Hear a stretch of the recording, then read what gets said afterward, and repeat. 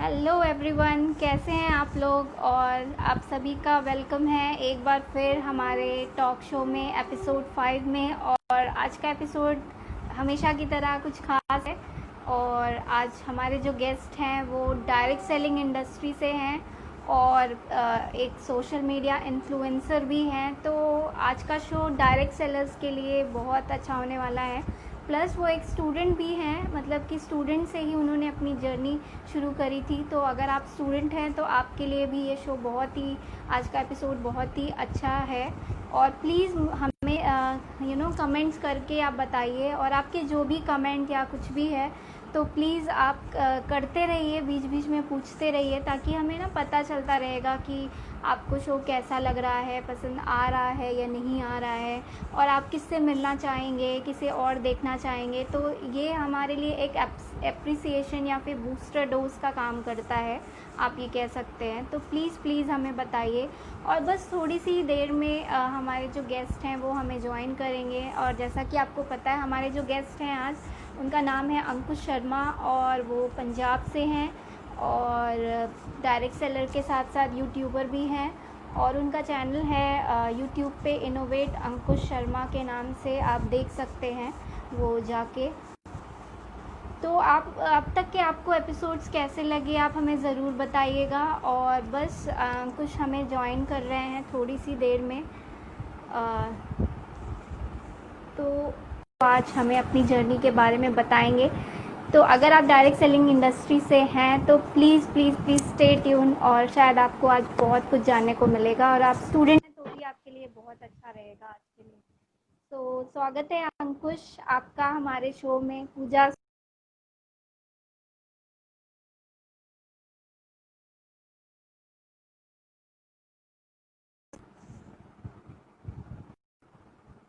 Network जो है वो भी वीक है। अभी आ रही है हाँ, आवाज़? अब आ रही है। Am I audible? हाँ, अब ठीक है। ओके, तो अंकुश आपका बहुत बहुत वेलकम है टॉक शो में। और thanks for accepting our invitation.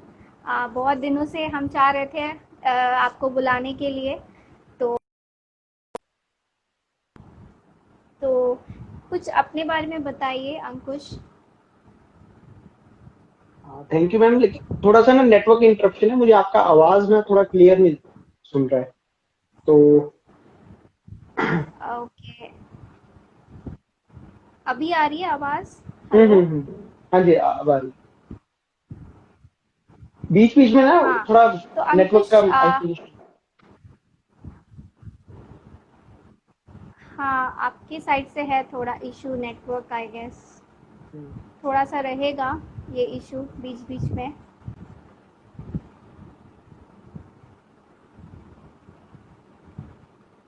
हाँ जी, बोलिए। तो अंकुश आपकी जर्नी के बारे में जानना चाहेंगे। सबसे पहले आप अपने कहाँ से शुरुआत करी आपने, आपकी स्कूलिंग, कॉलेज, और कैसे आप एंटरप्रेन्योरशिप में आ गए स्टूडेंट से डायरेक्ट, तो ये जानना चाहेंगे। हाँ, बिल्कुल।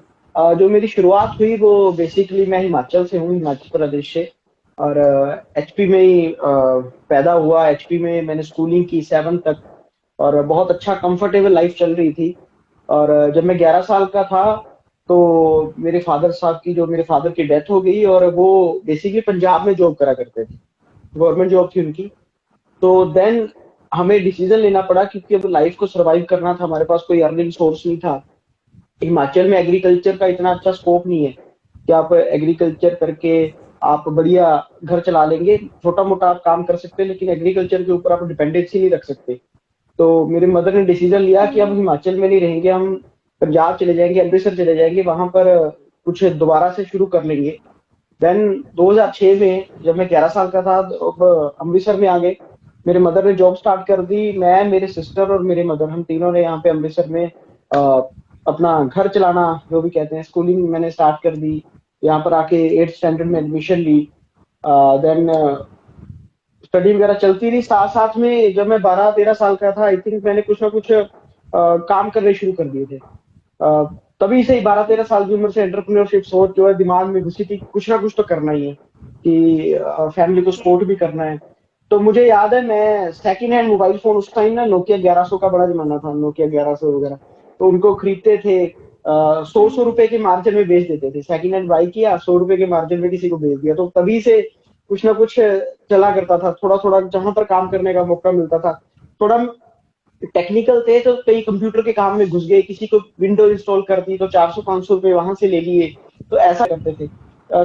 कंप्यूटर असेंबलिंग मैंने सीखी थी, तो उस समय, तो अभी तो कंप्यूटर असेंबलिंग का इतना काम नहीं, तो पहले कंप्यूटर असेंबल कर दिया करते थे, 500-1000 रुपए वहां। तो ऐसा छोटा मोटा अपने घर खर्चा वगैरह कुछ ना कुछ चला ही रहे थे।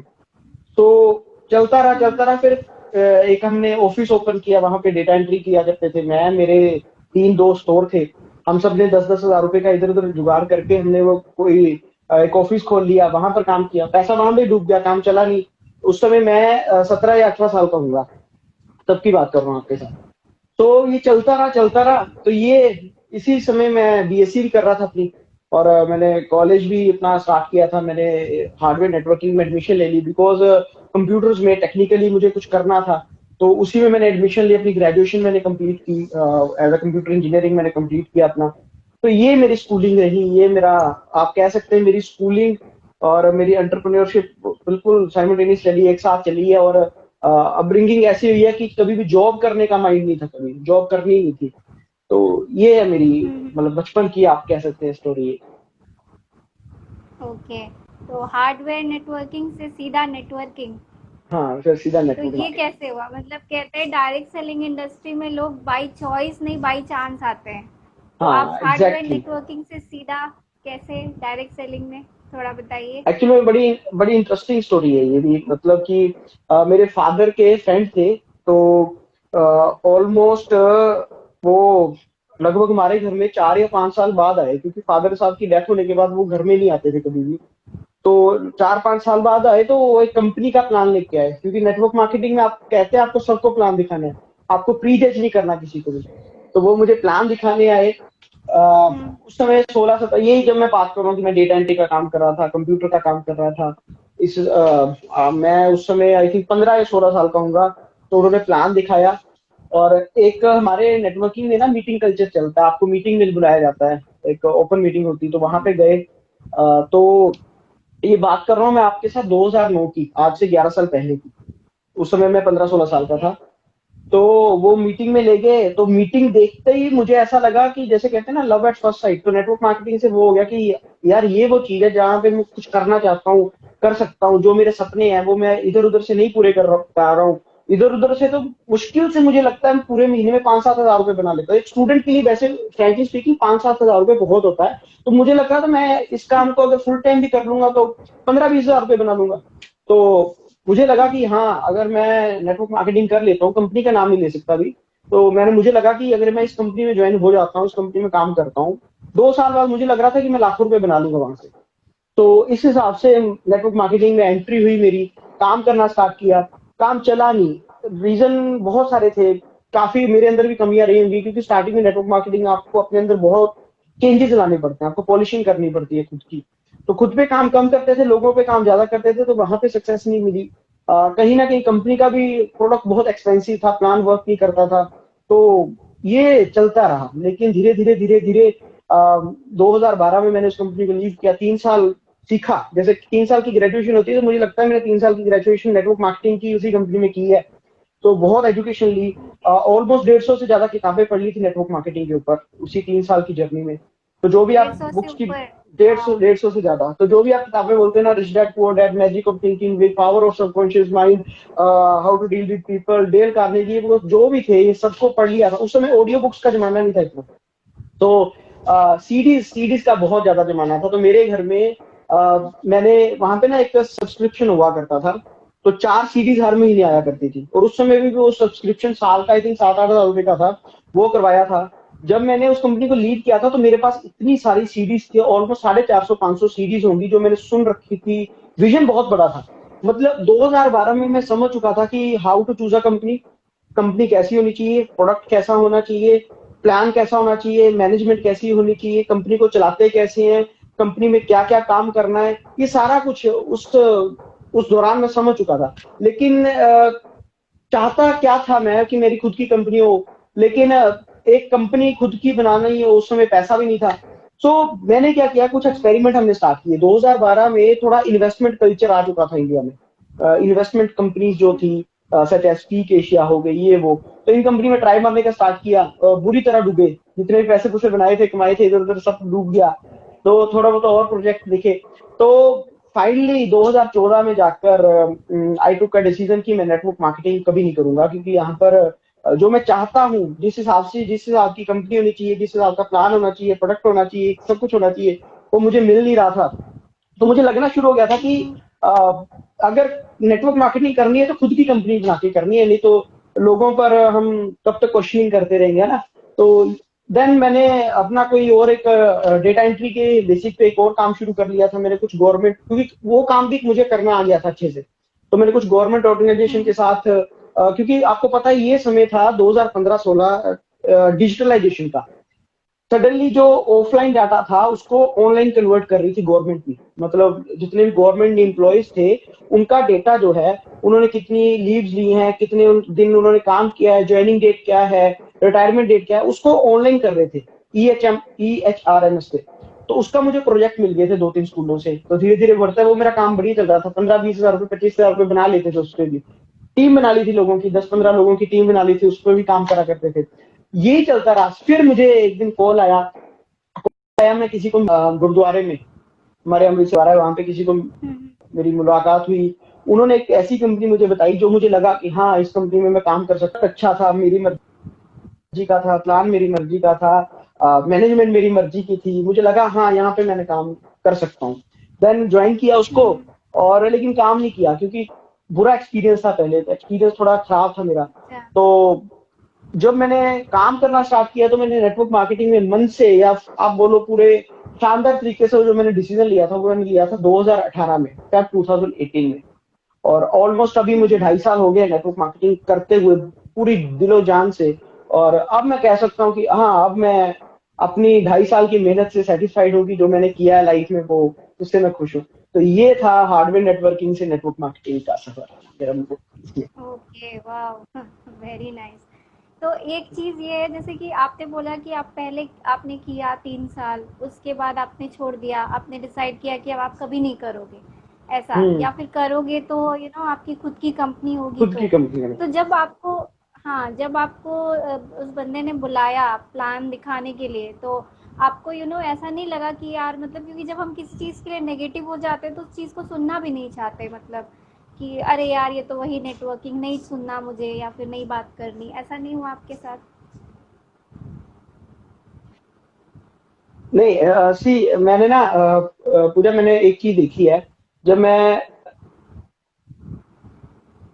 हम्म नहीं, एक्चुअल में इतनी कॉलिंग हम मैं हम्म मैं मैं आपको बताता हूँ। हम ना जब नेटवर्क मार्केटिंग करते थे, स्टार्टिंग के दिनों में बोल रहा हूँ, तो हम इतनी कॉलिंग करा करते थे कि जो भी, आपको पता है नेटवर्क मार्केटर जो है ना, बड़े तरीके से बोलते हैं, अपॉर्चुनिटी है, बहुत बड़ा बिजनेस है, आपकी जिंदगी चेंज हो जाएगी।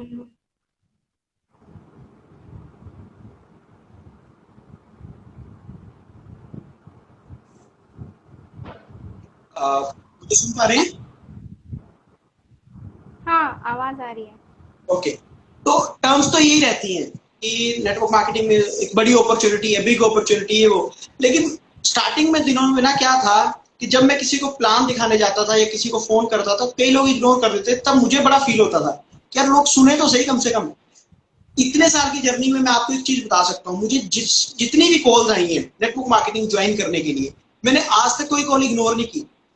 मुझे किसी ने भी बोला कि सर एक अपॉर्चुनिटी आई है, एक कंपनी आई है, एक प्लान आया है, आप सुन तो लो। मैंने आज तक किसी को ना नहीं की कि हाँ यार तू आ, घर में चाय पीते हैं, फ्रेंड्स बनते हैं अच्छे। क्योंकि मुझे पता है कि जो सामने वाला नेटवर्क मार्केटर है ना, मैं उस चीज को फील कर सकता हूँ। मैं उसी जर्नी से निकला हूँ। उसने पता नहीं कितनी उम्मीदों से मुझे फोन किया है, उसने पता नहीं कितनी हिम्मत करके मुझे कॉल किया है। अगर हो सकता है, देखो यार, करनी मुझे नहीं थी, क्योंकि मेरी मर्जी नहीं थी करने की, लेकिन सामने वाला कर रहा है और शिद्दत से कर रहा है, बढ़िया तरीके से कर रहा है। अगर मैं उसको मना कर दूंगा, और बाई चांस मेरी कॉल खत्म होने के बाद वो बंदा नेगेटिव हो जाए इस इंडस्ट्री के बारे में, तो कहीं ना कहीं मैं उसके लिए अपने आप को जिम्मेदार महसूस करता हूँ। जब भी कोई मेरे घर में किसी भी कंपनी का प्लान लेके आता था, मैं उसको सुनता था, उसको अप्रिशिएट करता था, उसको बोलता था बहुत अच्छी कंपनी है, अगर अच्छी है तो अच्छी बोलता था, प्रोडक्ट अच्छे लगते थे अगर किसी भी कंपनी का प्रोडक्ट अगर वो मुझे देता था, ऑफर करता था, अगर मैं उसको खरीद सकता था, मेरे घर में जरूरत थी तो मैं उसको ले भी लेता था, बस ज्वाइन नहीं करता था। मतलब जो भी था, मतलब ये नहीं था कि मैं नेगेटिव हूँ तो सामने वाले को नेगेटिव कर दूं। आज बहुत सारी अम, अपने इस जर्नी में एक्सपीरियंस में आपको एक चीज बताता हूँ, बहुत सारे लोग ऐसे हैं तो मुझे बड़ा गुस्सा आता है उनके ऊपर। यार तुम खुद नेगेटिव हो इंडस्ट्री के बारे में तो किसी को क्यों बोल रहे हो? तुम्हें करना है करो, नहीं करना है मत करो। जो जो चीज आपको लगती है कि ये मैं कर सकता हूँ तो वो कर लो, जो चीज आपको नहीं लगती तो आप किसी को मत ना बोलो। तो मैंने किसी को मना नहीं किया, जो चीज मुझे लगती थी कि हाँ यार ये मेरे घर में लग सकती है तो उसको ले भी लेता था, लेकिन कम से कम उसको अपने घर में बुलाकर उसको चाय पिलाता था, उसकी बात सुनता था, जो भी उसकी 1.5 घंटा प्रेजेंटेशन थी उसको बड़े प्यार से बड़े तरीके से उसको ना बोलता था। ऐसे नहीं बोलता था कि तू मेरे बात ही नहीं सुननी मैंने तेरी। तो ये था मेरा, क्योंकि मैं उसको फील कर सकता था ना उस चीज को। और थैंक गॉड ये सोच थी मेरी, इसीलिए मैं इस अपॉर्चुनिटी को देख पाया। और एक बात आपको और बताता हूँ, कोई भी अपॉर्चुनिटी आती थी मेरे पास उसको ओपन माइंडेडली देखता था, ये नहीं कि माइंड क्लोज करके देखता था। क्योंकि मुझे एक चीज तो कुछ तो कभी तो कोई ना कोई चेंज लेके आएगा ना इस इंडस्ट्री में। तो इसी सोच को लेके जब मुझे किसी ने प्लान दिखाया तो मुझे सीरियसली लगा कि ये हाँ ये प्रोडक्ट काम कर सकता है, ये प्लान काम कर सकता है। तो दैट इज वाई मैं फिर इसको दोबारा स्टार्ट कर पाया। लेकिन अगर इसके लिए मैं अपना माइंड क्लोज कर लेता तो शायद जिस कंपनी में आज काम कर रहा हूँ उसका प्लान भी ना देखता, शायद जिस पोजीशन पे आज उस पोजीशन पे भी ना होता। तो ये था मेरा। ओके। सो अंकुश, जैसे कि आपने बोला आप 2009 में आपने स्टार्ट किया और अभी आप हो, मतलब काफ़ी साल हो गए हैं, हाँ मतलब मेरा इतना साल बहुत बड़ा टेन्योर है। तो तब भी मतलब कि मार्केट लोगों का जो क्या बोल सकते हैं, मतलब लोगों की सोच बोल सकते हैं कि तब भी तब क्या थी और आज क्या आपको फ़र्क लगता है? क्योंकि आप भी आज भी आप फील्ड पे जाते होगे, लोगों से मिलते होगे, तो क्या लगता है आपको कि क्या डिफरेंस, कुछ डिफरेंस आया है इतने सालों में लोगों की सोच में डायरेक्ट सेलिंग को लेके, या फिर आज भी लोग वैसा ही सोचते हैं? नहीं सोच, मैं आपको बताता हूँ पिछले 3-4 इंसिडेंट ऐसे हुए हैं, सच एज आप देखो डिमोनेटाइजेशन हुआ, देन हम्म। जीएसटी एप्लीकेशन हुआ, फिर लॉकडाउन हुआ। ये 3 इंसिडेंट ऐसे थे जिन्होंने लोगों की सोच चेंज की है। मैं आपको बताऊं 2009 में और 2020 में नेटवर्क मार्केटिंग में फर्क क्या आया। 2009 में जो लोग बोलते थे मुझे नेटवर्क मार्केटिंग नहीं करनी, आज 2020 में वही लोग चूज कर रहे हैं। मतलब वो आज क्वेश्चन ये नहीं कि मुझे नेटवर्क मार्केटिंग करना है कि नहीं करना है, आज क्वेश्चन ये है कि मुझे किस कंपनी के साथ करना है। आप समझो इस चीज को, ये डिफरेंस आ गया। आज ऑब्जेक्शन हैंडलिंग है। आज 2009 में जो लोग मना कर देते हैं मुझे करना ही नहीं है, आज ऑप्शन पता कितना है। आज लोग कंफ्यूज किस चीज के लिए, मुझे कौन सी कंपनी के साथ काम करना है और कौन सी अपलाइन के साथ काम करना है। आज क्वेश्चन ये है लोगों का। आज लोगों को पता है ये ओके। इंडस्ट्री में, और आज लोगों को पता है। आज देखो हर किसी के सर्कल में, मैं जनरली किसी भी आजकल हम जो भी प्लान दिखा रहे हैं, हर कोई बोलता है मेरे किसी रिश्तेदार ने गाड़ी ली है, मेरे किसी दोस्त के दोस्त ने गाड़ी ले ली है, मेरे किसी रिश्तेदार के आगे रिश्तेदार ने कोई गाड़ी ले ली है। तो ये चेंज देखा है 2010 11 12, अगर कोई स्विफ्ट भी ले आता था ना इस इंडस्ट्री से, 5-7 लाख की गाड़ी ले आता था तो हम सोचते थे चैंपियन है। आज 2020 में 10-15-20 लाख रुपए की गाड़ी, 25 लाख की गाड़ी, ये नॉर्मल है।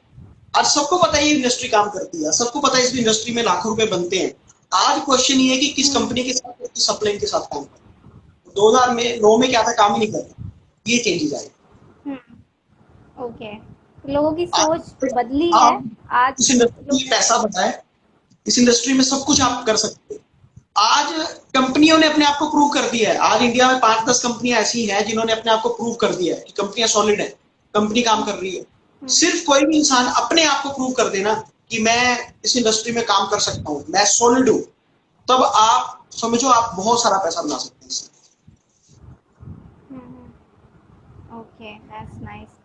तो डायरेक्ट सेलिंग, पहले नेटवर्किंग, फिर डायरेक्ट सेलिंग, और उसके बाद यूट्यूबर, यूट्यूब का सफ़र, मतलब यूट्यूब पे आपको क्या करना है, चैनल बनाना है अपना, और इतना ज़्यादा सोशल नेटवर्क अपना क्रिएट करना है, ये आइडिया कैसे आया आप यूट्यूब करेंगे ऐसा?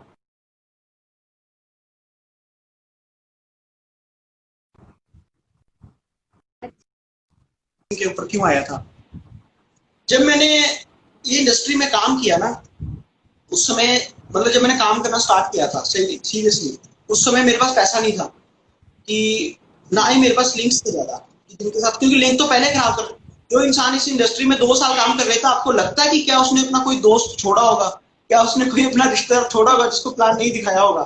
तो सब कुछ कर लिया था। जब मैंने इस बिजनेस को रीस्टार्ट किया तो मेरे पास कोई लिस्ट नहीं थी, मेरे पास कोई मुझे जानता नहीं था। तो मेरे अपने आप से मैंने एक क्वेश्चन किया था कि क्या अब मैं अपने हाथ पे हाथ रख के बैठा रहूंगा या कुछ करूंगा? तो मैंने किया क्या, मैं घर से निकला, मैंने कोई पंजाब का कोई स्कूल नहीं छोड़ा होगा जहाँ पे जाके प्रेजेंटेशन नहीं दिखाया उनको, टीचर्स को, कोई गांव नहीं छोड़ा होगा, गांव के सरपंच को मिलता था, मतलब करता था, एक्शन करता था, प्योर कोड कंडक्ट मार्केट में। फिर एक चीज थी, मुझे दिख रहा था कहीं ना कहीं स्कोप कि अगर मैं इस बिजनेस को ऑनलाइन ले जाऊं, अगर मैं इसको नेटवर्क मार्केटिंग को डिजिटल नेटवर्क मार्केटिंग बना दूं, तो मेरे अंदर, क्योंकि उस समय गैप था मार्केट में। आज तो हर कोई फेसबुक के ऊपर है, आज तो हर कोई यूट्यूब के ऊपर है। आज वो बात करो आपके साथ आज से 3 साल पहले की, या आज से बात करो 3-4 साल पहले की, तो उस समय गैप था कहीं ना कहीं, और ये गैप मुझे दिख रहा था। तो कुछ नहीं किया मैंने, क्या किया, नेटवर्क मार्केटिंग को डिजिटल करने के तरीके के साथ किया। एक सिंपल पावर पॉइंट के ऊपर वीडियो बनाया, वॉइस ओवर किया, उसको अपलोड कर दिया। उससे हुआ क्या, मुझे कॉल आनी शुरू हो गई, हफ्ते 10 दिन बाद एक ज्वाइनिंग आ जाती। अब चक्कर क्या था ना, अब वीडियो तो डाल दी थी, जब मैंने वो पहली वीडियो डाली थी सिर्फ इस पर्पस से डाली थी कि लोग मुझे कॉल करेंगे, मुझे लिस्ट मिलेगी। अब इशू ये आ गया कि कोई बंदा मेरे साथ ज्वाइन हो रहा है मुंबई से, कोई बंदा मेरे साथ ज्वाइन हो रहा है लखनऊ से, कोई ज्वाइन हो रहा है दिल्ली से। अब यहाँ पर जाना तो पड़ेगा ना, मुंबई, दिल्ली, लखनऊ, इनको छोड़ तो सकते नहीं है, क्योंकि डाउनलाइन को ज्वाइन कर लिया। अब मेरी रिस्पॉन्सिबिलिटी है कि उसको कहीं ना कहीं आगे लेके जाना है, तो उसको प्लान सिखाना है, उसको प्रोडक्ट के बारे में सिखाना है, भैया उसको नेटवर्क मार्केटिंग का स्कोप दिखाना है। तो मेरे पास पैसा नहीं था यहाँ पर जाऊं, पहली बार कभी जिंदगी में कभी पंजाब से बाहर गई नहीं, कभी मतलब ये देखा ही नहीं, दिल्ली तक नहीं देखा था। तो ये क्या, मैंने कहा चलो लिस्ट जहां से आई है तो उसी को यूज करते हैं। फिर मैंने यूट्यूब के ऊपर जो वीडियो बनाई है वो मैंने फेमस होने के लिए नहीं बनाई कि मेरा नाम बन जाएगा, इनोवेट अंकुश शर्मा बन जाएगा, ये हो जाएगा। वो सिर्फ और सिर्फ जो 2-4 लोग मेरे साथ ज्वाइन हुए थे, क्योंकि उस समय ना कोई और रास्ता था ही नहीं, उस समय जूम नहीं था, जूम इतना फेमस नहीं था कि उनको ऑनलाइन सिखा लेते। ये भी अगर उस समय जूम होता तो शायद यूट्यूब चैनल मेरा इतना बड़ा नहीं होता, या शायद मैं यूट्यूबर बनता ही नहीं। मैंने सिर्फ उन 2-4 लोगों को सिखाने के लिए, क्योंकि एक्सपीरियंस तो था ना, किताबें तो पढ़ी रखी थी, ऑडियो वीडियो तो सुनी रखी थी, उन 2-4 लोगों को सिखाने के लिए वीडियो बनानी शुरू कर दी थी। ये प्रोडक्ट की वीडियो है, ये प्लान की वीडियो है, ये इस चीज की वीडियो है। अब क्योंकि यूट्यूब एक ओपन प्लेटफॉर्म है, उसमें मेरी टीम ने तो सुना ही सुना, और बाकी मोदी के एरियंस ने या बाकी कंपनी के लोगों ने बहुत उसको अप्रिशिएट किया, लोगों को मेरा कंटेंट बहुत अच्छा लगना शुरू हो गया, लोगों को पसंद आना शुरू हो गया। लोगों ने, इवन दूसरी कंपनी के लोगों ने अप्रिशिएट करना शुरू कर दिया कि आपका कंटेंट बहुत अच्छा होता है, आपका वीडियो, आपको बोलने का तरीका बहुत अच्छा है। तो इसी हिसाब से ये सिस्टम बन गया है। और मैं अगर देखूं कि क्या मैं इंटेंशनली इस चैनल को बनाना चाहता तो नहीं बनाना चाहता था, ये चैनल भी बाई चांस बन गया है, मतलब हाँ। लेकिन जब 2-4 हजार लोग हमारे साथ जुड़े, फिर इसको रिस्पॉन्सिबिलिटी के साथ लिया। फिर मैंने ऑलमोस्ट अभी 450 से ज्यादा वीडियोस है मेरी यूट्यूब के ऊपर। अभी आप कोई भी टॉपिक ऐसा नहीं नेटवर्क मार्केटिंग का जिसको आप सर्च नहीं कर सकते मेरे चैनल के ऊपर। आपको सिंपल चैनल के ऊपर जाना है, कोई टॉपिक लिखना है, सर्च कीजिए, आपको उसके ऊपर वीडियो मिल ही जाएगी। तो ऑलरेडी इटसेल्फ मुझे लगता है कि एक प्रॉपर एजुकेशन सिस्टम बन चुका है, इनोवेट अंकुश एक प्रॉपर एजुकेशन सिस्टम ही बन चुका है यूट्यूब के ऊपर। आपको कुछ भी जानना है आप वहां पर जान सकते हैं। ये शुरुआत यूट्यूबर की। Okay, that's nice. तो ये भी अच्छा रहा कि मतलब आपने एक प्रॉब्लम, अपनी प्रॉब्लम सॉल्व करने के लिए बनाया, और आज वो लाखों लोगों की प्रॉब्लम सॉल्व कर रही है। Exactly. मतलब किसी को भी अगर होता होगा तो वो शेयर कर देते होंगे वीडियो अपने डाउनलाइंस को अपनी टीम में, तो इट विल हेल्प। ओके, तो अंकुश, जैसे कि आप बिजनेस कर रहे हो डायरेक्ट सेलिंग में, तो वैसे हमारे मेंटोर्स होते हैं, वैसे आपकी लाइफ में और डायरेक्ट सेलिंग में भी हम जानना चाहेंगे कि कौन से ऐसे मेंटोर्स हैं, जैसे कभी कभी आप इतने सक्सेस तो हो, लेकिन कभी कभी आपके साथ भी ऐसा होता होगा कि सेटबैक्स आए तो आप कभी फील हुआ, उदास फील हुआ, या फिर लगा कि शायद कुछ गड़बड़ हो रही है, तो कुछ मेंटर्स होते हैं हम जिनसे डिस्कस करते हैं या बात करते हैं, जो हमें अप्रिशिएट करते हैं और फिर आगे की ओर पुश करते हैं।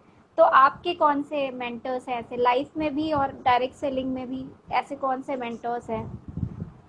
फ्रैंकली स्पीकिंग आपको एक चीज बताऊं, अब इसको दूसरे वे में मत लेना।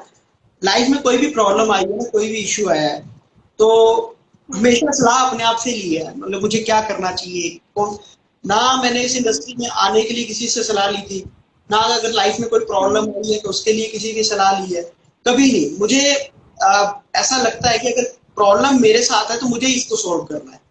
मेंटोर नो डाउट आपके मेंटर्स होते हैं, और हमारे अपलाइन जनरली हमारे नेटवर्क मार्केटिंग में मेंटर्स होते हैं। तो जितने भी अपलाइन जिनसे मैंने कुछ भी सीखा है, चाहे वो आज से 10 साल पहले की बात थी, चाहे आज से 5 साल की, क्योंकि बहुत सारे मैंने लोगों के साथ काम किया है, तो वो सभी मेंटोर्स हैं हमारे, उनके साथ सीखा है, उनसे बहुत कुछ सीखा है। तो जितने भी अपलाइंस हैं जनरली हमारे वही मेंटोर्स रहते हैं। और अगर नॉर्मल लाइफ की बात करूं तो मुझे लगता है कि अगर आपके पास बुक्स हैं तो उनसे बड़ा मेंटोर्स कोई नहीं हो सकता। आपको जो जो वो सिखा सकती हैं, बुक्स सिखा सकती हैं, वो एक प्योरेस्ट फॉर्म ऑफ नॉलेज मैं कहता हूँ बुक्स को, कि आपके पास एक जो राइटर ने लिख दिया वही एंड प्रोडक्ट है आपके पास, मतलब उसमें कुछ भी मिलावट नहीं है। आप समझो, purest form of mentorship, purest form of education books ही है। उसमें कुछ भी मैं आपको कोई बात बोलूँ ना, कोई एक लाइन बोल दूंगा, आप शायद उसको एग्जैक्ट दूसरी जगह कॉपी नहीं कर पाओगे, शायद उसमें एक दो वर्ड अपने ऐड कर लोगे, या शायद उसमें से एक दो वर्ड निकाल लोगे, एग्जैक्ट नहीं बोल सकते हो। तो प्योरेस्ट फॉर्म ऑफ मेंटरशिप मुझे दिखती है कि एक सही में मेंटरशिप है वो बुक्स में ही है, वो आपको कहीं और दिखने की जरूरत नहीं है। तो मुझे लगता है कि बुक्स जो है वो एक रियल मेंटर है, जो मुझे एक राइट डिसीजन लेने में हेल्प कर सकती है। Okay, that's great. वैसे तो आपने इतनी सारी बुक्स पढ़ी है, 150 से भी ज़्यादा, लेकिन कुछ टॉप 5 बुक्स जानना चाहेंगे आपसे जो आप रिकमेंड करना चाहोगे लोगों को कि ये मस्ट रीड है, मतलब इवन अगर आप डायरेक्ट सेलर नहीं भी हो तो ये 5 बुक आपको पढ़नी चाहिए, आप कौन से रिकमेंड करोगे? देखो, सबसे पहला जिसे मैं कहता हूँ हमारी इंडस्ट्री का ग्रंथ है, आपको वो जरूर पढ़नी चाहिए, और नहीं भी हो नेटवर्क मार्केटिंग में तब भी पढ़नी चाहिए। तो वो है magic of thinking with. Start with magic of thinking with, बड़ी सोच का बड़ा जादू से स्टार्ट कीजिए, क्योंकि जब तक आपकी सोच नहीं ना बदलेगी आप कुछ नहीं कर सकते। तो आपको मैजिक ऑफ थिंकिंग विद से स्टार्ट करनी है। देन आपको पावर ऑफ सबकॉन्शियस माइंड जरूर पढ़नी चाहिए, मैं सबको रिकमेंड करूंगा, जितने भी स्टूडेंट्स हैं, जितने भी हाउसवाइफ है, जितने भी हम ना generally day to day life में इतनी गलतियां करते हैं। गलतियां क्या करते हैं, बहुत सारी गलत चीजें बोलते हैं। वो हमें बुक सिखाती है सबकॉन्शियस माइंड का, हमें कैसे करना चाहिए, क्या करना चाहिए। Then think and grow rich, बहुत अच्छी किताब है, क्योंकि पैसा चाहिए ना लाइफ में। ये वो किताबें मैं आपको बोल रहा हूँ जो मार्केटिंग में भी कर सकते हैं, बाहर भी कर सकते हैं। तो magic of thinking big, power of subconscious mind, think and grow rich, ये किताब होगी। देन आपका how to win friends and influence people. आप नेटवर्क मार्केटिंग करो या कोई भी इंडस्ट्री में काम करो, आपको लोगों को अगर आप बढ़िया तरीके से उनको, अगर किसी को बात नहीं ना समझा पाए अपनी, तो कोई फायदा नहीं है। ये सिर्फ आप जॉब है कोई, अगर आप बैकएंड में ऑफिस में हो, वहां पे आप प्रोसेस में कोई काम कर लोगे, बाकी जितनी भी जॉब्स है, जितने भी बड़े बड़े बिजनेस हैं, तो बिजनेस क्या है, लोगों से बात करना है। तो how to win friends and influence people, ये किताब हो गई। अभी एक लेटेस्ट मेरी बुक, मेरी फेवरेट बन चुकी है, मिस्टर देवदत्त पटनायक की, उसमें हाउ टू बिकम रिच, उनकी बहुत अच्छी किताब है। उन्होंने क्या किया ना, पुरातन काल से जितनी भी चाहे आप भगवत गीता ले लो, चाहे आप रामायण ले लो, चाहे आप महाभारत ले लो, उनसे उन्होंने कंटेंट निकाल कर बहुत अच्छा शानदार, को मैं आपको भी रिकमेंड करता हूँ, मिस्टर देवदत्त पटनायक की रिच किताब, अच्छी किताब है, आप उसको भी जरूर कंसीडर कीजिए। बाकी और बड़ी सारी किताबें हैं, लोक व्यवहार की कला है, कितनी, और मैं आपको नंबर गिना सकता हूँ, लेकिन टॉप 5 में तो ये रहेगी। ओके, चलिए, आप लोग अगर देख रहे हैं तो ये 5 बुक आप ज़रूर पढ़िए। आप डायरेक्ट सेलर नहीं भी हैं तो आपके लिए बहुत ज़रूरी है, और बुक्स तो हमें फ़िलहाल बहुत हेल्प करती है, और हमें पढ़ते रहना चाहिए, कुछ ना कुछ सीखते रहना चाहिए। और एक और चीज़ पूछूंगी अंकुश आपसे, जैसे कहते हैं हमारी जो नेटवर्क मार्केटिंग इंडस्ट्री है, ये बहुत अच्छी इंडस्ट्री है, लेकिन इसमें कहते हैं बहुत ही अनप्रोफेशनल लोग हैं। अगर हम इसे थोड़ा सा प्रोफेशनली मतलब मैनेज कर दिया जाए तो ये एक ऐसी इंडस्ट्री है जो कमाल कर सकती है, और कर तो रही है, लेकिन और ज़्यादा अब कर सकती है। क्या कहना चाहोगे इस बारे में आप? आपने बिल्कुल सटीक बात की है। ये वो इंडस्ट्री है जो इतनी प्रोफेशनल इंडस्ट्री है, लेकिन अनफॉर्चुनेटली 99% लोग इस इंडस्ट्री में अनप्रोफेशनल है। हम पता है, मैं जनरली कई बार सोचता हूँ, network marketing is sales business, sale होगा पैसा आएगा। हम राइट। उन लोगों से सेल्स एक्सपेक्ट कर रहे हैं जिनको शायद सेल का एस भी नहीं पता है, जिनको शायद सेल का एस भी नहीं पता है। और अनफॉर्चुनेटली ना, इंडिया में या चाहे पूरे वर्ल्ड में, आपको अच्छा डॉक्टर बनना है आपको कॉलेज मिल जाएगा, आपको अच्छा इंजीनियर बनना है आपको कॉलेज मिल जाएगा, आपको अच्छा सीए बनना है आपको कॉलेज मिल जाएगा। लेकिन अगर आपको अच्छा नेटवर्क मार्केटर बनना, आपके लिए कोई कॉलेज यूनिवर्सिटी नहीं है। तो जो मैंने बोला आपको, 99% लोग अनप्रोफेशनल हैं, और जो 1% लोग प्रोफेशनल हैं, वो इसलिए प्रोफेशनल है क्योंकि वो सेल्फ स्टडी करते हैं बहुत ज्यादा। इस इंडस्ट्री में सिर्फ वही लोग कामयाब हैं। अब मैंने आपको बोला किताबें पढ़नी है, तो मुझे किसी यूनिवर्सिटी में जाके थोड़ी ना किताबें पढ़नी है, मुझे घर में पढ़नी है, मुझे सेल्फ स्टडी घर में ही करनी है। कोई कॉलेज कोई यूनिवर्सिटी नहीं। अभी आपको पता है दिल्ली यूनिवर्सिटी ने वो सिलेबस ला दिया बुक में, एक दिल्ली यूनिवर्सिटी ने एमबीए में एक सब्जेक्ट डाल दिया नेटवर्क मार्केटिंग। तो लोग बड़े खुश हो जाते हैं, नेटवर्क मार्केटिंग दिल्ली यूनिवर्सिटी ने डाल दिया। वो चाहकर भी नेटवर्क मार्केटर प्रोड्यूस नहीं कर सकते। नेटवर्क मार्केटिंग पढ़ने का काम नहीं है, नेटवर्क मार्केटिंग एक माइंडसेट है। हाँ, नेटवर्क मार्केटिंग एक माइंडसेट है। और वो टीचर जो शायद नेटवर्क मार्केटिंग को क्लासरूम में बाहर जाकर गालियां निकालता होगा, शायद वो टीचर जो नेटवर्क मार्केटिंग के बारे में पढ़ा रहा है, वो इसको बोलता होगा मेंबर बनाने वाला काम है, और क्लासरूम में वो नेटवर्क मार्केटिंग पढ़ा रहा है, तो क्या अप्रोच करेगा वो क्या बताएगा लोगों को? वो शायद मुझे लगता है वो उसको पास ही कर देता होगा, उस पेपर को उसको बाहर निकाल देता होगा। आप देखो, जिसने वो सिलेबस डाला, क्या वो नेटवर्क मार्केटिंग प्रोफेशनल है? क्या उसने कभी नेटवर्क मार्केटिंग से 100 रुपया भी कमाया है? वो जो सिलेबस जिसने डाला है, वो टीचर, क्या वो किसी कंपनी के साथ एसोसिएट है? क्या उसने कभी जिंदगी में नेटवर्क मार्केटिंग से 100 रुपया कमाया है? नहीं कमाया, या बहुत मुश्किल है। अगर कमाया हो, अगर वो नेटवर्क मार्केटिंग प्रोफेशनल है, तो शायद वो जॉब ही ना करेगा कभी। अगर वो इतना ही प्रोफेशनल नेटवर्क मार्केटिंग पढ़ा रहा है, तो वो जॉब करेगा? कभी नहीं करेगा। उसको तो स्कोप क्लियर हो गया ना, उसको तो माइंडसेट क्लियर हो गया ना। तो से मिलो, किताबें पढ़ो और उसको इंप्लीमेंट करो। जो किताब से सीखा उसको इंप्लीमेंट कर दो, जो किताब से सीखा उसको इंप्लीमेंट कर दो। मैंने किताब से सीखा कि आई कांटेक्ट बना के बात करनी है। आई कांटेक्ट अब सीख तो लिया, अब इसको इंप्लीमेंट भी तो करना ना। तो अब मेरे अंदर नॉलेज आ गई। अब मैंने जब लोगों के साथ आई कांटेक्ट करके आंख में आंख डालकर बात करनी शुरू की, तो रिजल्ट मिला, मुझे ज्वाइनिंग्स मिली, मुझे स्पॉन्सरिंग रेट बढ़ गया। तो मेरा कॉन्फिडेंस बढ़ गया कि नहीं, जो किताबों में लिखा होता है वो सही लिखा होता है। मुझे हैंडशेक करना पता चला किताबों से कि कैसे लोगों के साथ हैंडशेक किया जाता है। मुझे पता चला किसको कहां पर टोकना है। अब किताबों में लिखा होता है जब भी आप किसी को बात कर रहे हो, तो जो भी वो तरीके लिखे हैं, जब तक आप उनको इंप्लीमेंट नहीं करोगे, आपको पता ही नहीं चलेगा कि वो सही भी है कि नहीं है। अब जब आपको पता चला कि वो सही है, तब आपका कॉन्फिडेंस कितना बढ़ता है। फिर आप इनकरेज होते हो और किताबें पढ़ने के लिए, कि मुझे और किताबें पढ़नी है, मुझे और बुक्स पढ़नी है। तब आपका जाके काम चलता है सही। राइट। सो जैसे कि नेटवर्क मार्केटिंग इंडस्ट्री है, तो यहाँ पे तो हमें लोगों से मिलना पड़ता है। जैसे सेम चीज़ मतलब किसी भी बिजनेस में भी है हम, तो लोगों से हमें मिलना ही पड़ता है, मतलब नेटवर्किंग करना ही पड़ता है। बिल्कुल तो आपको क्या, आपके हिसाब से क्या मतलब कि नेटवर्किंग मतलब हमें अपनी लाइफ में या तो डे टू डे लाइफ में हमें नेटवर्किंग करनी ही होती है, तो कितना ज़रूरी है नेटवर्किंग? आज हमें डिसीजन लेना पड़ेगा। देखो, हर कोई नेटवर्क मार्केटिंग कर रहा है आज। हर कोई, चाहे प्रोफेशनल वे में कर रहा है, चाहे अनप्रोफेशनल वे में कर रहा है, चाहे इंटेंशनली कर रहा है, चाहे अनइंटेंशनली कर रहा है, हर कोई रहा है। आप भी कोई ना कोई प्रोडक्ट मार्केट से लेके आते हो, आप माउथ एडवर्टीजमेंट करते हो, वर्ड ऑफ माउथ यूज करते हो, ये प्रोडक्ट अच्छा, वो प्रोडक्ट अच्छा, ये अच्छा, वो अच्छा, ठीक है ना। हर कोई कर रहा है। हमें डिसाइड क्या करना है कि मुझे खुद के लिए करनी है या किसी और के लिए करनी है। आज आम भाषा में बात करूं, हर कोई किसी ना किसी का मेंबर है। आज मैं रिलायंस जियो का मेंबर हूं। मैं अगर नेटवर्क मार्केटिंग नहीं कर रहा हूं, तो मैं शायद पतंजलि का मेंबर हूं। अगर मैं नेटवर्क मार्केटिंग नहीं कर रहा हूं, तो शायद मैं कोलगेट का मेंबर हूं। तो मैं किसी ना किसी का मेंबर तो हूं ना। तो वो मेंबर में किसी को और हूं, तो मुझे डिसाइड करना कि जब मेरी लाइफ में कोई अपॉर्चुनिटी आई है जिसमें मैं लोगों को मेंबर बना सकूं, आम भाषा में बात कर रहा हूं आपके साथ, कि जब लोगों ने मुझे अपने नेटवर्क में इन्वॉल्व किया हुआ है, मैं लोगों के लिए उनका नेटवर्क हूं, मैं उनके लिए कंज्यूमर हूं, मैं उनका कस्टमर हूं, मैं उनको हर महीने 200-250 रुपए देता हूं, मैं उनसे प्रोडक्ट खरीदता हूं।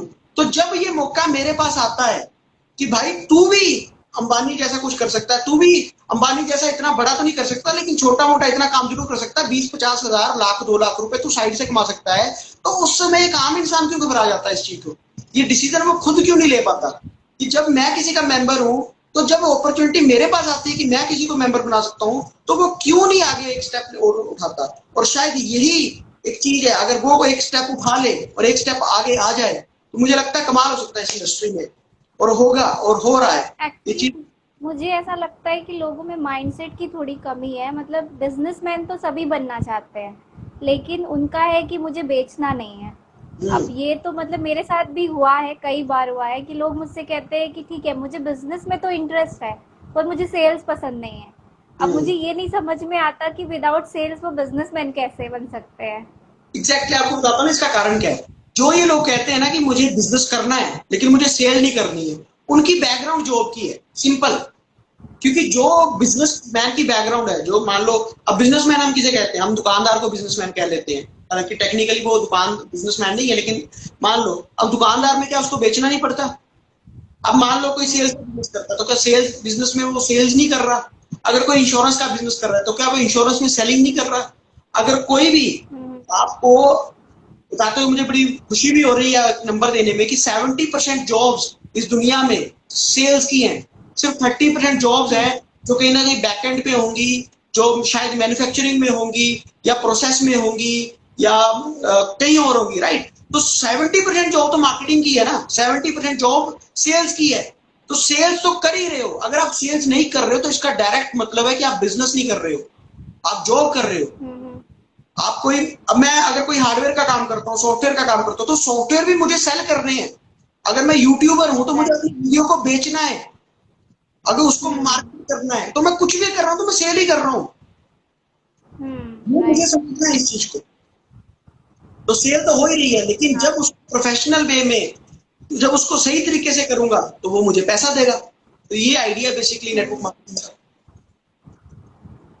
हाँ ये तो है, लेकिन वही है, लोगों का थोड़ा माइंडसेट क्लियर नहीं है। वो बिजनेस करना चाहते हैं बस सेलिंग नहीं करना हमें किस चाहते। चीज के लिए पैसे मिलते हैं? हमें लोगों को माइंडसेट क्लियर करने के पैसे मिलते हैं। अगर सबका माइंडसेट क्लियर राइट। हो, सबको पता चल जाए ये प्रोडक्ट यूज करना है, सबको पता चल जाए नेटवर्क मार्केटिंग करना है, तो कंपनियां क्यों इतना पैसा दे? कंपनियां क्यों जैगवार देती हैं, क्यों मर्सिडीज बेंज देती हैं? इसीलिए तो देती हैं। हमें पता है, मुझे पता है नेटवर्क मार्केटिंग एक टफ काम है। ये सिंपल वर्क है लेकिन इजी वर्क नहीं है। Network marketing is a simple task but not easy task. Simple है समझाने के लिए कि लोगों को समझाना है, जिसको तेरी बात समझ आती है वो तेरे ग्रुप में आएगा, वो प्रोडक्ट बाय करेगा, तुझे पैसा आएगा। इट्स अ सिंपल, बट ये इजी टास्क नहीं है। और इजी टास्क होता तो क्या इतने पैसे बनाते? हम कभी नहीं बनाते। अगर ये इतना इजी होता तो कंपनियां क्यों नेटवर्क मार्केटर रखती, कंपनियां क्यों नेटवर्क मार्केटिंग का बिजनेस स्टार्ट करती? अगर किसी भी कंपनी का प्रोडक्ट अपने आप ही बिकता तो कंपनियां क्यों इतना पैसा मांगती? It's a tough job. और ये टफ इसके लिए जो सीखता नहीं है, जो सीख कर चल रहा है उसके लिए तो बहुत अच्छा। तो लोगों से राइट। बात ही करनी है और करना है क्या इसमें?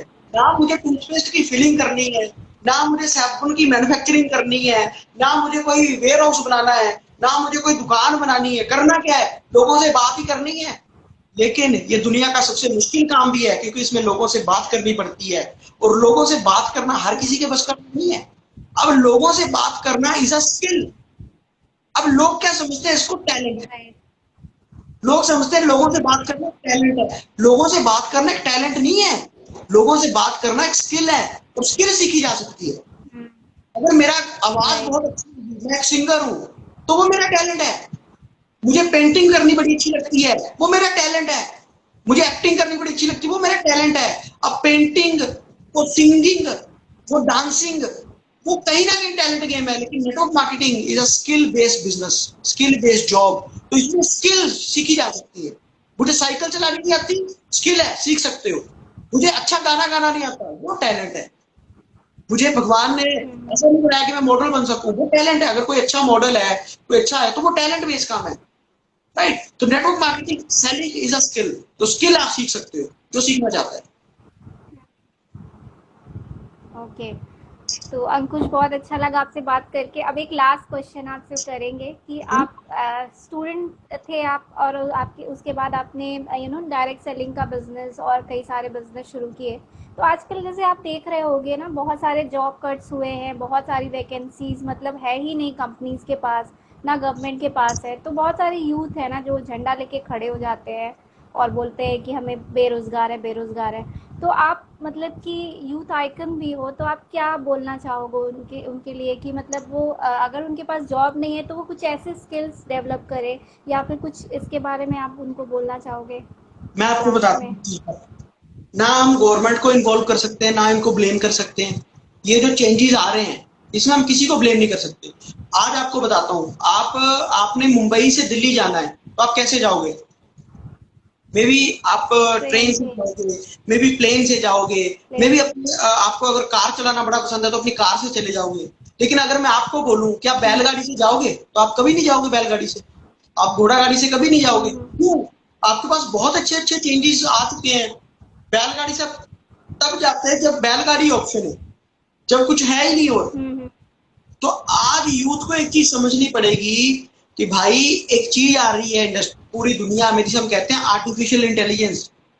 एआई ने राइट। आज भी बहुत सारी जॉब्स को खत्म कर दिया, और आने वाले टाइम में जॉब, जैसे हमें भूख लगती है हम खाना खाते हैं ना, एआई को भूख लगती है, हुँ। जॉब खाता है, जॉब्स, बिजनेस खा जाता है। आज आप एक चीज को समझना पड़ेगा हम सबको, अगर हम अपने आप को नहीं बदलेंगे, अगर मुझे टैक्सी का, टूरिज्म का बिजनेस करना है ना, अगर आज मुझे ट्रैवलिंग का बिजनेस करना है तो मुझे बैलगाड़ी नहीं डालनी है, मुझे ट्रेन, प्लेन, गाड़ी, टैक्सी, ये बिजनेस करने हैं। तो अगर आज मुझे कुछ ऐसा करना है कि मैं अपने घर में बढ़िया तरीके से अपनी लाइफ को सर्वाइव कर सकूं, अपनी फैमिली को सपोर्ट कर सकूं, तो मुझे ट्रेडिशनल से उठकर, वो मिडिल क्लास मेंटालिटी को छोड़कर, मुझे थोड़ी सी ओपन मार्केट अप्रोच अपनानी पड़ेगी। मुझे आज सीखना पड़ेगा कि लोगों को क्या चाहिए, मुझे आज सीखना पड़ेगा कि मार्केट क्या चाहती है, मुझे आज सीखना पड़ेगा कि कैसे कौन सा काम करूं। तो आपको उस मेंटालिटी से उठना पड़ेगा अगर आप कोई काम करना चाहते हैं। आर्टिफिशियल इंटेलिजेंस ने सबका बिजनेस खत्म करना है, सबका। नेटवर्क मार्केटिंग जानते हैं क्यों सेफ है सबसे ज्यादा बिजनेस? क्योंकि नेटवर्क मार्केटिंग में इंसान है, इंसान। नेटवर्क मार्केटिंग एक ऐसा हुँ। बिजनेस है जो रिलेशनशिप से जुड़ा हुआ है, और रिलेशनशिप कोई भी रोबोट, कोई भी आर्टिफिशियल इंटेलिजेंस ही खत्म नहीं कर सकती। जो रिलेशनशिप है वो रिलेशनशिप ही है। जो एक दूसरे को भरोसा देना है, राइट। फेथ देना है, बिलीव देना है, वो एक इंसान ही दे सकता है। वो कोई रोबोट, कोई आर्टिफिशियल इंटेलिजेंस नहीं दे सकती। ये सबसे सिक्योर बिजनेस है, लेकिन ये सबसे सिंपल बिजनेस है, लेकिन इजी बिजनेस नहीं है। सीखना पड़ेगा आपको, राइट? तो ये होगा ही होगा जो हो रहा है, जो ऑटोमेशन। आप देखो, आपको एक चीज देखनी है, जो काम आप कर रहे हो क्या वो एक कंप्यूटर कर सकता है? अगर कर सकता है तो आपकी जॉब सिक्योर नहीं, आपको जॉब चेंज करनी है। अगर आप, मेरा एक दोस्त था, 1.5 साल पहले की बात कर रहा हूँ, ओला चलाता था वो। तो लगभग पिछले 20-22 साल से वो ओला ही चला रहा था, मेरे से काफी उम्र में बड़े थे वो। तो मैंने उनसे पूछा काम क्या चल रहा है? कहते यार अब ना काम ठप हो रहा है, तो मैं कुछ और काम कर लो। कहते करें क्या? पिछले 20 साल से टैक्सी चलाई है, पिछले 20 साल से सिर्फ एक ही चीज आती है मुझे, गाड़ी चलाना। अब मुझे पता है कि वो बंदा मेरे से बढ़िया गाड़ी चलाता है, क्योंकि पिछले 20-22 साल से गाड़ी चला रहा है। मैं पिछले शायद 1 साल से गाड़ी चला रहा हूँ। अब मेरा एक्सपीरियंस है गाड़ी चलाने में 1 साल का, उसका एक्सपीरियंस है 20 साल का। अब मैं क्या पता क्या सोच रहा था, मैं इस बंदे ने अपनी जिंदगी के 20 साल लगा दिए एक ऐसा स्किल सीखने में, जो स्किल किसी काम का नहीं है, जो स्किल आने वाले टाइम में, आपको पता है ड्राइवरलेस कार आ रही है, मुझे भी पता है 2 साल बाद इसकी जॉब कोई और ले जाएगा। आज आपने कोई ड्राइवर रखना हो तो आपको 10-15 हजार रुपए का उसका सैलरी देना पड़ेगा। एक ऐसा सॉफ्टवेयर आ रहा है, उसको हुँ। आप गाड़ी में इंस्टॉल कर लेते हो, उसका रेंट आता है 2 से 2,500 रुपए में, वो आपका ड्राइवर रिप्लेस कर देगा। अब आप खुद सोचो, मुझे पता उसकी जॉब डेंजरस है, मुझे पता उसका काम बहुत मुश्किल है, क्या करेंगे? आज आप टोल प्लाजा पे जाते हो, पहले टोल प्लाजा पे आप किसी की टिकट करते थे, पास टिकट लेते थे आप, वो आपके लिए बैरियर ओपन करता था। आज फास्ट टैग आ गया, आज सब कुछ ओपन हो गया है। आज हम शॉपिंग मॉल पे जाते हैं तो वहां पे कोई इंसान ही है जो हमारे लिए एंट्री करता है, लेकिन आने वाले टाइम में वो भी ऑटोमेटिक हो जाएगा। आज हर जगह पे जॉब कट है। आज आप कहीं भी, पहले शायद आप जहां पे रहते होंगे वहां पर पहले पुलिस वाले चलान किया करते थे, आजकल क्या है? आजकल सारा ऑटोमेटिक हो रहा है। आज ट्रैफिक पुलिस का काम ऑटोमेटिक। कैमरा कर रहे हैं, आज ट्रैफिक पुलिस का काम वो कंप्यूटर कर रहा है। आज से 20 साल 30 साल पहले अगर एक सोसाइटी बनानी थी, एक अपार्टमेंट बनाने थे, तो 10-15 सिक्योरिटी गार्ड लगते थे। आज सिर्फ एक सर्विलियंस रूम चाहिए, सीसीटीवी कैमरे लगा दो, सिक्योरिटी गार्ड को सर्विलियंस रूम में बिठा दो, वो 10-15 जॉब्स खत्म हो चुकी है, सिर्फ एक बंदा सर्विलियंस कर रहा है। आप सोचो से हम किस दिशा में बढ़ रहे हैं, आप सोचो से हम कितनी तेज डायरेक्शन में आगे बढ़ रहे हैं आर्टिफिशियल इंटेलिजेंस। ये आर्टिफिशियल इंटेलिजेंस और क्या है? ये सब कुछ आर्टिफिशियल इंटेलिजेंस ही है। आज वीडियो, आज देखो चिट्ठी को खा गया वो व्हाट्सएप। आज देखो आप चिट्ठी डालते हो, व्हाट्सएप डालते हो। आज आज बड़े बड़े वीडियो कैमरास, छोटे छोटे स्मार्टफोन ने उनकी जगह ले ली है। हम सोच भी नहीं सकते कितना कुछ होगा, और हमें अपने आप को बदलना पड़ेगा, हमें अपने आप को चेंज करना पड़ेगा अगर हम लाइफ में आगे बढ़ना चाहते हैं। अनलेस एंड अनटिल आपके पास खुद का नेटवर्क है तब आप कुछ हो। अगर आपके पास खुद का नेटवर्क नहीं है तो हम कुछ भी नहीं है। हमें खुद का नेटवर्क बनाने के बारे में सोचना पड़ेगा। हमें मार्केट में क्या चल रहा है उसको देखना पड़ेगा, सोचना पड़ेगा, आंखें खुली रखनी है, ओपन माइंडेड रहना है, तभी हम कुछ कर सकते हैं। नहीं तो वो तो बहुत मुश्किल है। फ्यूचर कहीं ना कहीं ब्राइट भी है, लेकिन कहीं ना कहीं डेंजरस भी है। चेंज तो करना पड़ेगा। चलिए अंकुश, बहुत अच्छा लगा आपसे बात करके, और टाइम कब निकल गया पता ही नहीं चला। डेफिनेटली हम दोबारा फिर मिलेंगे और भी बहुत सारी चीज़ों पे बात करेंगे, और बहुत कुछ सीखने को मिला, और मेरे जितने भी व्यूअर्स हैं सबको अच्छा लगेगा, कुछ ना कुछ नया सीखने को मिलेगा। इसी के साथ all the best for your future endeavours, whatever you do, and thank you so much once again. Bye bye, good day.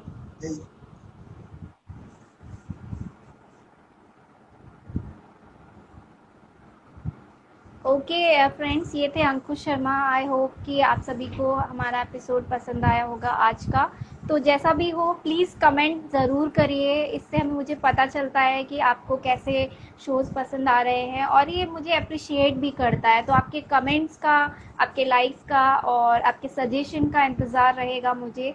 तो do comment and share. Thank you so much. Bye bye, good day.